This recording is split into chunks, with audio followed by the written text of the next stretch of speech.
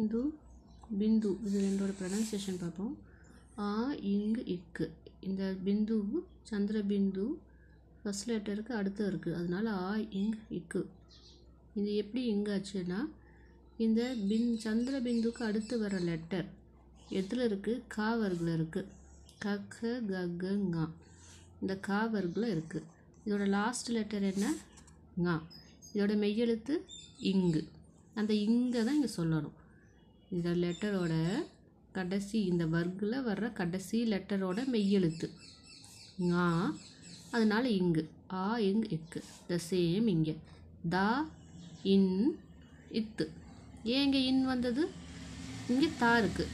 தா வர்க்கில் கடைசி லெட்டர் என்ன? தத்து தத்து நா. நாவோட மெய்யெழுத்து இன்னு. தா இன் இத்து தாந்து.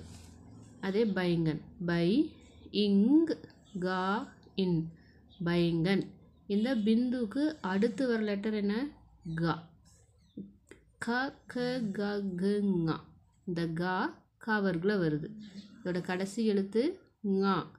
அதோட மெய்யெழுத்து இங்கு.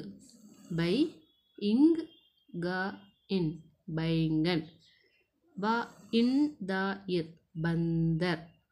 தா இந்த பிந்துக்கு அடுத்து வர்றது தா. தா எதில் வருது? தா வர்க்கில் வருது. தத்து தத்து நா. கடைசி எழுத்து நா. இதோட மெய்யெழுத்து இன். பா இன் தா இர் பந்தர். பி இன் ஜா ரா பிஞ்சரா. இந்த ஜா எதில் இருக்குது? சா வர்க்கில் இருக்குது. ச ச ஜ ஜ ஞா. சா வர்க்கோட கடைசி எழுத்து ஞா.